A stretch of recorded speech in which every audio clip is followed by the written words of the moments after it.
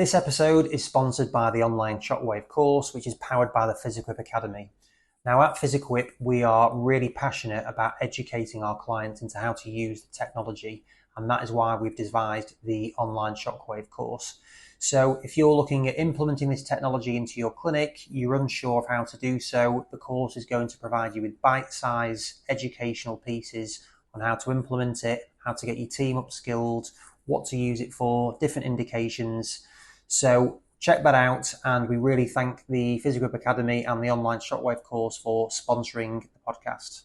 I sat down with Phil Glasgow at Irish Rugby. He gave me a tour of the facility, and we sat down and talked about culture, how to enhance performance in elite rugby, and also about building a cohesive team. So I hope you enjoy the chat, and let us know what you think in the comments section. Phil, great to see you. Yeah, good to see you, Andy. It's an amazing facility. It's the first time here at the Sport Island and IRFU set up. Just talk to me about how this place came to be. Yeah, I guess in partnership with Sport Ireland, RFU, we were in need of a centralised training based high performance centre, and about 5 years ago or so, we developed this as sort of the central hub for our national teams. And so obviously we've got different programs that work. We've got our men's 15, women's 15s and sevens programs, as well as all of our underage programs and a lot of staff. And I think rugby's changed a lot over the last number of years, and you recognise that having a facility like this is huge. So what we have here, we provide all of the typical services that you would expect to find within any high performance setup or institute setting. So, medicine, S&C, nutrition, psych, sports science, and that's all together under one roof. And so the men's national team, for example, when they're with the provinces, throughout the season, but whenever they come together for, say, Autumn International, Six Nations, they will come here, train here throughout that whole period. But then throughout the whole year, we have our women's 15s and our sevens program are based here full time. Yeah, so it's great. Right. And in terms of your role, that's changed recently. How has that changed? Yeah, so my role shifted from being sort of head of physio and rehab to my role is now head of performance support. And I guess performance support, which most people are familiar as another term for science and medicine, if you like. But I think performance support's better, isn't it? Because our job is to support performance. And so my role, if you like, is to coordinate and ensure that all of our services are working together and aligned to deliver, I guess, what the coaches want for the benefit of the players on the field, and so that we'll work really closely together. So, and that role, I guess, spans across all the national programs in the provinces. So building a really integrated, connected system where we can, I guess, for the benefit of each of the individual teams, but then also for the national team. Yeah. And how difficult is that? Because you've got the individual teams and then the national team. So how do you prioritise what you're doing? Yeah, it can be tricky, but I guess it's about having sort of shared focus and goals. And for me, the more successful the provinces are, the more successful the national team is. And everyone who works in high performance sport, I think, want to be really good, want to be excellent. And I think we want to be individually excellent, but I think what we try to foster is this idea of a sort of a team first approach, so that where if I'm being my best and the team is doing well, then I'll do well as well, so rather than having a narrow individual or discipline focus or even a single team focus, that being part of a broader system, we see the benefits of that. Now, there will always be points of tension in that, and those areas you work through the best you can and find alignment. But I think there is something around having a culture where you realise that it's not just about me, or it's not just about my discipline or just this one team. It's about a broader, bigger system. And I guess working closely with all of the relevant heads of discipline, so that the head of athletic performance or head of nutrition for the system, and working with all of the leads within the provinces and building a real good community of excellence. So it's not about one individual very much, and I guess that's the thing. It's about alignment, it's about team focus, it's about being coalesced around a core purpose, Yeah. No, I think it's really interesting, and I'm in a lot of teams, and it is that challenge between the coaching staff, management, whatever it is. So how do you deal with the kind of the non-medical side of things? Well, I guess I have a very simple view on this, and maybe overly simplistic, but the only reason why this all exists, and the only reason why the job is to support the performance on the field. And if you lose sight of that, I think you would get very short-sighted. So you got to work from there back. and to really understand what we're trying to do on the pitch, to build really good relationships with the coaches. And part of my role is to help the coaches engage better with the performance support staff. So to really understand their philosophy, what it is they want to achieve, to help, if you like, find the right language for communication as well. And our guys are really good on that, and they engage really well on that, I have to say. But sometimes if you're in a science discipline or a medical discipline, you can get caught up with science and medical jargon, or you can get focused on, this is perfect medicine or this is perfect science. But we don't live in a perfect world, so it's trying to find a solution in a way and understand, you're like, well, what is best for the player on the field? What's going to be best for performance, and what can build a sustainable system over time? And so I think that's a subtle but a really important shift away from, what is the best medicine or the best practice, to how can I best support performance? So I think performance drives everything, but not in a win at all costs. And we don't care if we break people on the way. That's not what we would define as good performance. But I think one of the terms I often use is, let's get a shared understanding of what good looks like. Can we see that and understand it from a coach's perspective, put good language around it, everyone knows why we're there, and there's clarity around how I can contribute to that. Because I've been guilty of it in the past, you over-treat people, or you overwork and you're trying to get everything perfect, and that's not the real world. So it's about trying to make those good decisions around what's best for the team, what's best for the group as well. And I think actually when you do that, those are the best environments to work in. Yeah, no, definitely. And then in terms of the players as well, the rugby players have got a particular stigma around they just want to play. So how does that fit into that ethos as well? Yeah, I think we always work off the basis that players will want to play. I've had players over time and say, they really beg you to let them play. Like, don't hold me back. And players will want to play. And the message that I always try to get across is, so do we. We want you to play. Our job isn't to stop you playing. There is a perception at times, particularly around medicine, is that you're there as with the handbrake. Here's the Grim Reaper coming again to tell us we can't play. That's not the job. Is like, how can we maximise so that you can play as much as you can? And so one of the things that we've worked really hard on over the last few years is our whole robustness project. And what we say is, robustness is the ability to train and perform maximally with over the greatest amount of time, over repeated availability. So not just being available, but available to perform and to do that consistently. And I think people know that that's why we're here. So the goal is, how robust can we make you? And often what we say is, playing is protective as well. So that we're not wrapping people in cotton wool and then putting them out on the pitch.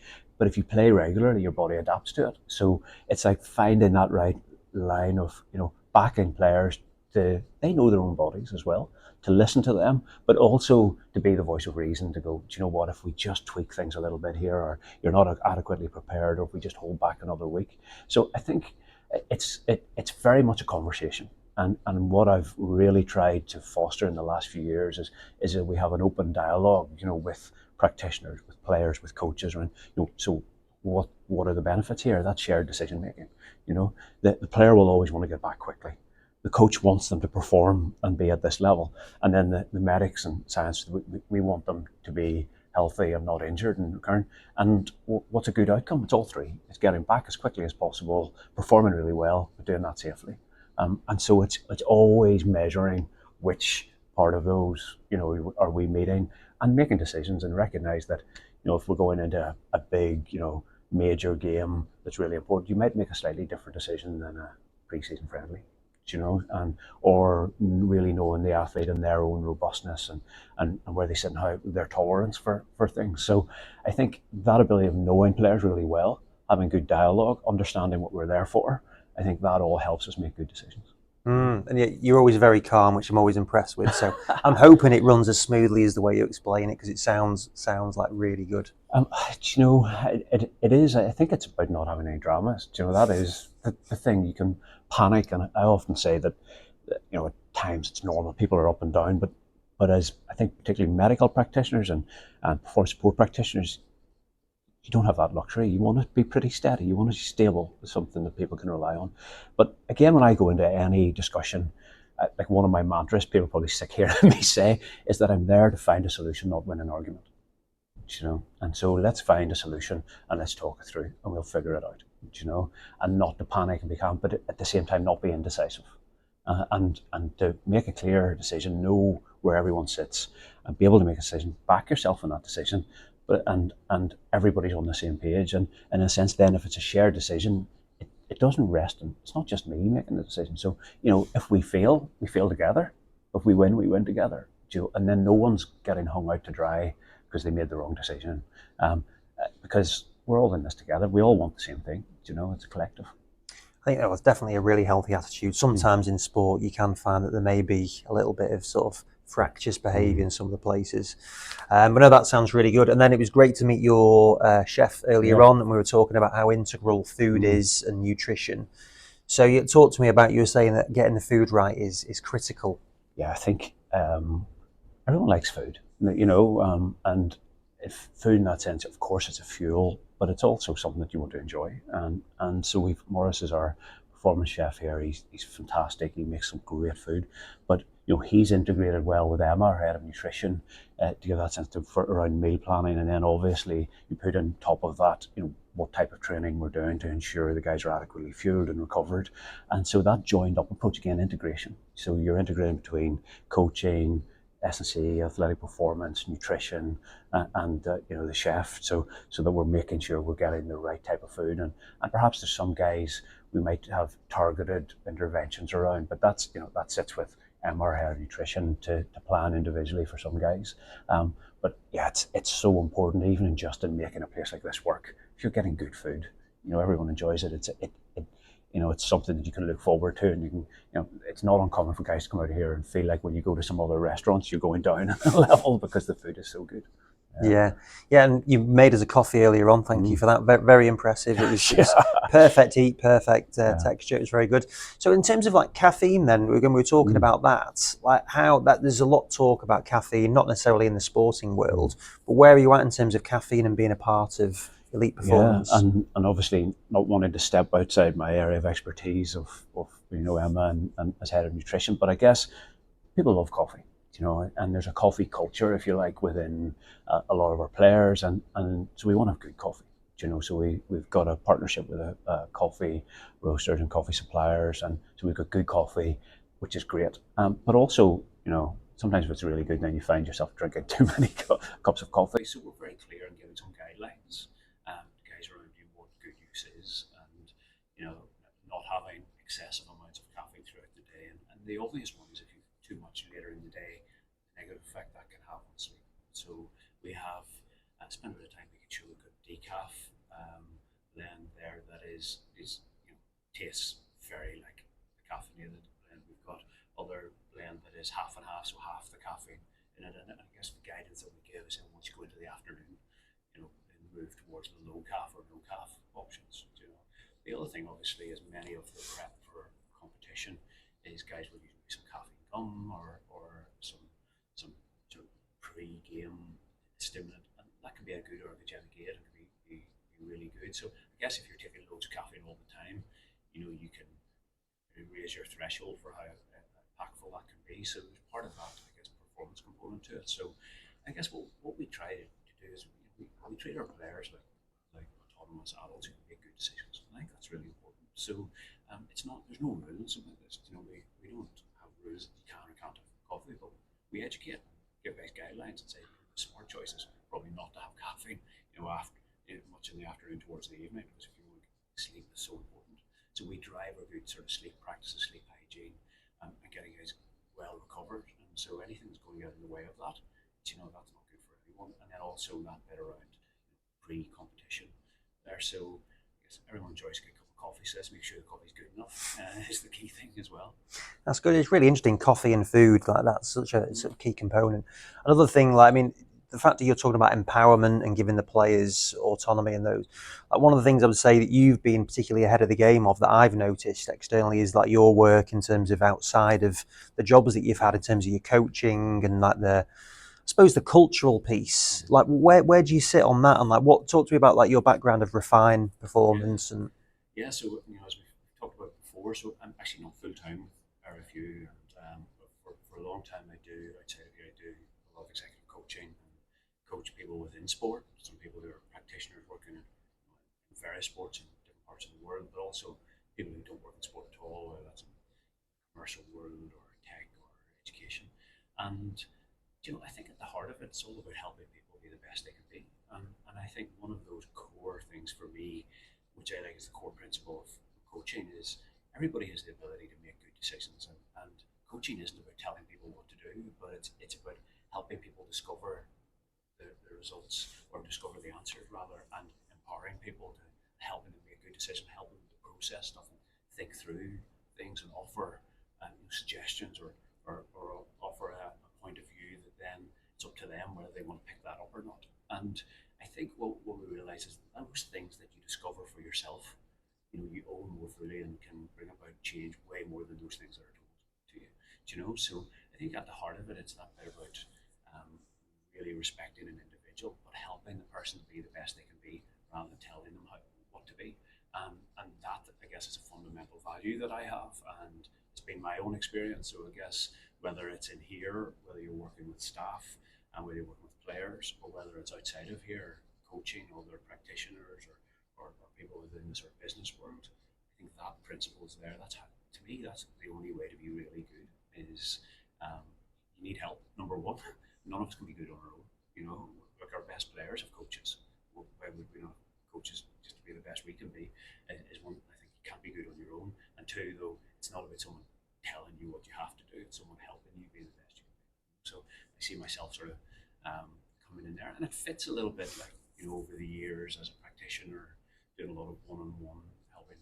I used to do a lot of work in chronic pain, trained in CBT 20 plus years ago, and a lot of work on that. I guess you bring that in, and working with high performers, you realise that actually it's about creating the right environment to help bring the best out in people, and that that to me is the secret, of creating empowered individuals, but helping to contribute to a really positive environment. Yeah, I'm definitely a massive advocate of coaching. It's quite a skill as well, isn't it, though, to be able to do it. Like I'll try and introduce it internally in our team, and sometimes it does feel a bit strange when you're trying to throw the question back or talk through it. So how would you suggest trying to get started with coaching? Like, what is the general approach? Say it's a value. Like, how would you say practically? Yeah, and again, coaching's a skill like anything, so it's about practicing, isn't it? And sometimes you do well, and sometimes not so well. And but hey, that's like every skill. I think the single biggest thing for me in coaching is the ability to listen, and to listen well, like properly listen, fully, and to have a really proper conversation. And sometimes I do some work, some mentoring work, or some development work with people around sort of leadership and coaching. I do some tasks around having a conversation where you tame the advice monster, if you like, and you can only ask good questions, and you can't tell people what to do. Just do that for 15 minutes. So I'm not going to tell or give any advice during this. I'm just going to ask questions and really listen. That's a good starting point. It's amazing how helpful people find it, number one, but how difficult it is, because we realise how much we default into giving advice. And so learning to tame our advice monster, ask good questions, and help people really understand. And because I think there's something in the speaking of it, and once it helps you process stuff. And it's amazing then if you have a good conversation where you're really listening, maybe reflecting back what you've heard, that people come to you and go, actually, as I'm saying this, I realise now what I need to do. Because it can feel a bit contrived if you just come in and ask you a question and you just ask me another question back. That can feel a bit, I just help me out here. Whereas if everyone help me really understand what's the real issue for you here. So how does that show up for you? So what do you really need from me? Those asking good questions can be really helpful starting. Yeah, no, I think that's right. I mean, I was at a talk recently where they were saying, like, if you're in an interview, for example, you're going deep rather than just question after question. You sort of, right, okay, so talk to me more about that. How did that happen? How did that make you feel? Those sort of, Totally. yeah. Yeah, and those things, I think it's about, I guess, connecting with the individual at a personal level, realizing what type of conversation you're having. Sometimes it's not appropriate to have a coaching conversation. Sometimes people just need to be directed. So recognizing it's the right type of conversation, and then not being afraid to go deep, really listen. And sometimes that might be me nudging into some emotional cues, or like, so how did that make you feel? So what's going on for you there? And that can be feel a little bit awkward. Now, if you're coming into a coaching technology session. That's to be expected. That can be a little bit tougher when you're in the workplace. Yeah. Yeah, no, it's really interesting. It's really interesting. And how does it, how has it changed, do you think, in terms of when you started in sport? You've been in it a while. How have you seen the change over the years? Yeah, basically been in a long time. I'm not that old, but I don't feel that old anyway. It's changed a lot. I think, um, I guess where we shifted, it was very much around individual being the best that you can be individually. I think we realised that it's about how we work together as a team. I think there's probably been a shift over the last few years around that integrated way and how you build the right performance culture. And I think it's all of those things. It's not either or, but I guess over the last few years, for me, the one good thing that it's nice to see is that people are probably a little bit more aware that there's more to success than just their one area. And it's how we work well together. And good interdisciplinary, integrated working is probably the key. That's not at the expense of being individually really excellent. And that's one of the challenges, I think, because if you individually excellent but integrated well, that's a hard balance to get. So working really hard on that. But for me, it's nice to see the evolution where things that felt like they were quite new and innovative 10, 15 years ago were pretty passe now, and they're the base and the expected, and the base level of experience of even within general population or training, understanding of training is great. So you're starting at a higher level, I think, and can continue to build on. Yeah. No, it's brilliant. No, I really appreciate you sharing the insights, but also like showing us around the facility. It's very impressive, and I've always loved what you're doing in terms of your coaching. So good luck with that, and thank you very much.